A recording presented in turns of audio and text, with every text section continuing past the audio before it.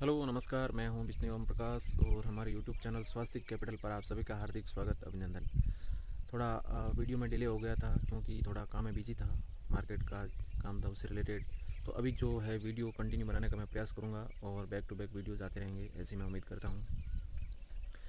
तो पीछे हमने वीडियोज़ अपलोड किए थे, उसमें वीडियो का जो टाइटल था साइकोलॉजी से रिलेटेड, ठीक है ना। पहले हम वैसे बात करेंगे एक वीडियो कंटेंट के रूप में कि मतलब स्पेशली मार्केट में होता क्या है, साइकोलॉजी क्या कैसे काम करती है, वो सारी चीज़ों के बारे में।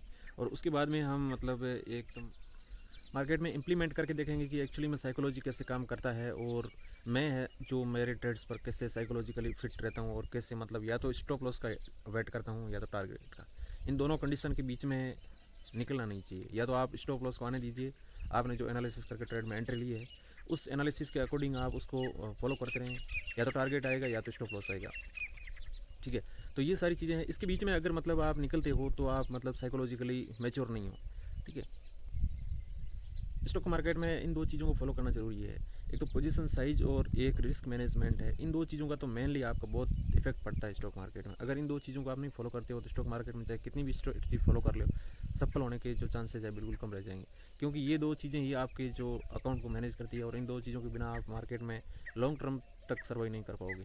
अगर इन दो चीज़ों को आप कंटिन्यू फॉलो करते हो और अगर आप ज़्यादा स्ट्रेटजी वगैरह कुछ भी आप फॉलो नहीं करते हैं तो भी आप मार्केट में लॉन्ग टर्म के लिए सर्वाइव कर जाते हो, क्योंकि आपका जो कैपिटल है उसका आप अगर 1.5-2% का रिस्क लेके अगर ट्रेड लेते हो तो आप लंबे समय तक अपने अकाउंट में जो बने रहोगे और मार्केट में आपके लिए जगह बनी रहेगी।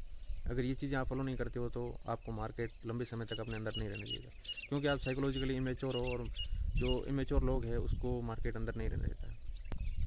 आपको अपने ट्रेड के बारे में जितना भी सोचना है करना है, ये सारा आप कैलकुलेशन और एनालिसिस मतलब ऑर्डर लेने से पहले ही आप ये कर लें। अगर आप ऑर्डर लेके ये सारी चीज़ें सोचते हो कि अभी निकल जाऊँ, टारगेट आएगा कि नहीं आएगा, ऐसे लग गया तो ये कर गया तो ये चीज़ें आपको नहीं करनी है। आप वैसे भी 2% पर ट्रेड का रिस्क लेके आ रहे हो तो 2% जाए तब तक तो आपको इसमें हिलना भी नहीं है, क्योंकि ये तो आप मार्केट को राजी राजी देने के लिए तैयार हो, तो फिर डरने की क्या बात है।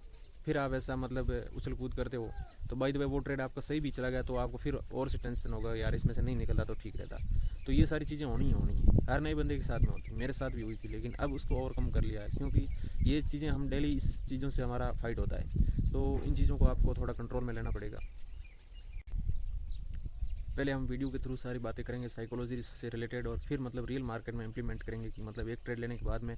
और अगर आप तो स्विंग ट्रेडर हो तो आपको और ही साइकोलॉजिकली स्ट्रांग होना चाहिए, क्योंकि मतलब स्विंग ट्रेडर का जो पेशेंस है उसकी फुल परीक्षा लेता है बाजार, क्योंकि आपको उसमें 15 से 20 दिन महीने भर होल्ड रहना पड़ता है। आप ज़्यादा बड़े प्रॉफिट के चक्कर में पड़ने की जरूरत नहीं है। स्टॉक मार्केट में अगर आप कंटिन्यूसली मंथली 10 से 15% रिटर्न जनरेट कर रहे हो तो आपको घबराने की ज़रूरत नहीं है। समय के साथ में आपका कैपिटल इंक्रीज हो जाएगा, तब ये 10 से 15% रिटर्न करोड़ों में आपका जो पोर्टफोलियो बना देगा। लेकिन आप अगर डेली का ये करते हो कि मतलब दिन का मैं 15-20% बना लूँ, तो ये चीज़ें आपको मतलब मार्केट में एक गैम्बलर साइकोलॉजी से शो ऑफ करती है और इन चीज़ों को आपको अवॉइड करना है। आपको मंथली टारगेट लेके चलना है कि मतलब मेरे को मंथली ये करना है कि मतलब 5 से 15% तक का भी रिटर्न आता है। तो अगर आप इन चीज़ों को एज ए कंपाउंडिंग फॉलो करते हो, ट्रेड करते हो, तो आप बाज़ार में बहुत अच्छा रेवेन्यू जनरेट कर सकते हो। दूसरी बात ये है कि अगर आप बाज़ार में ये उम्मीद लेके आ रहे हो कि मैं डेली का 5,000 कमा लूँगा, डेली का 10,000 कमा लूँ, तो वो आपकी साइकोलॉजी और मार्केट में काम करने का नज़रिया गलत है। आपको मतलब रिटर्न को एज ए परसेंटेज देखना है कि मतलब मुझे मंथली ये रिटर्न जनरेट करना है, ईयरली ये जनरेट करना है। तो एज ए बड़े लोगों की तरह आप सोचना और उस पर काम करना सीखिए, क्योंकि मतलब डेली का जो रिटेल मानसिकता है उसको आपको दूर करना पड़ेगा। इन्हीं रिटेल मानसिकता को फॉलो किया तो मार्केट में लंबे समय तक टिकना बहुत मुश्किल है, क्योंकि आप इन चीज़ों में आओगे तो आपके अंदर जो ग्रीड है, फियर है, ये सारी चीज़ें आएगी, आपको मतलब ओवर ट्रेडिंग के लिए ये उकसाएगा। तो आपको ये चीज़ें मतलब बिल्कुल ही स्टॉप करनी पड़ेगी। अगर इन चीज़ों को आप स्टॉप नहीं करते हो तो आपके साथ में यही धोखाधड़ी होती रहेगी, लॉस प्रॉफिट और end of the month, end of the year loss में क्लोजिंग होना है। और दूसरी बात ये है कि आप अपने चार्ट में बहुत सारे इंडिकेटर डाल देते हो, मतलब आपको प्राइस दिखना ही बंद हो जाता है। तो ये सारी चीज़ें नहीं करनी, आपको सिर्फ प्राइस के एक्शन को फॉलो करना है कि प्राइस क्या क्या कहाँ सपोर्ट ले रहा है, कहाँ मतलब रेजिस्टेंट ले रहा है, मतलब हाई प्रोबेबिलिटी जो ट्रेड्स है उसको फाइंड आउट करना है और उसमें ही एंट्री लेनी है। अगर आप इंडिकेटर के चक्कर में आओगे तो एक इंडिकेटर बाय का बोलेगा, दूसरा सेल का बोलेगा, तो आप खुद कंफ्यूज हो जाओगे क्या करना है क्या नहीं करना है। इन चीज़ों को भी दूर करना पड़ेगा। इन चीज़ों के बारे में हम आगे बात करेंगे, लेकिन ये भी जो इंडिकेटर है वो आपको और ट्रेडिंग के लिए मतलब मोटिवेट करते हैं। तो अपने को ये सारी चीज़ें नहीं करनी है, जितना हो सके चार्ट को नीट एंड क्लीन रखना है और अपनी जो ट्रेड्स है वो लिमिटेड ट्रेड लेने हैं, 1 या 2 ट्रेड लेने हैं।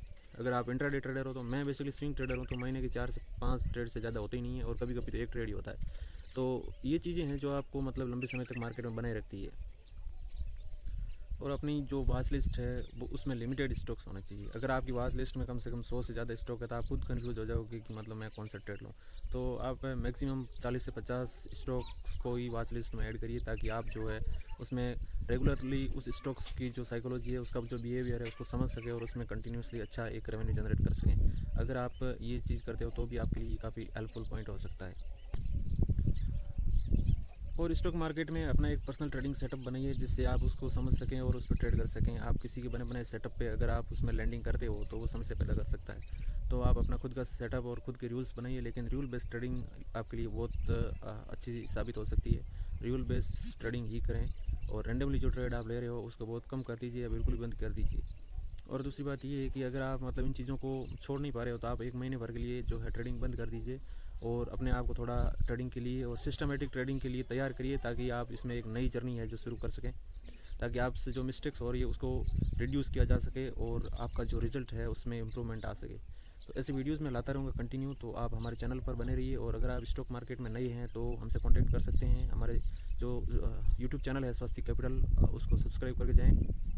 और अगर आपके पास डीमेट अकाउंट नहीं है तो डिस्क्रिप्शन में मैं लिंक दे दूंगा, वहाँ जाकर आप स्टॉक ज़ीरोधा ऐसे डायरेक्ट में जाकर अकाउंट ओपन कर सकते हो और एक ट्रेडिंग जर्नी स्टार्ट कर सकते हो। तो मिलते हैं नेक्स्ट वीडियो में, तब तक के लिए बने रहिए। जय हिंद, जय भारत।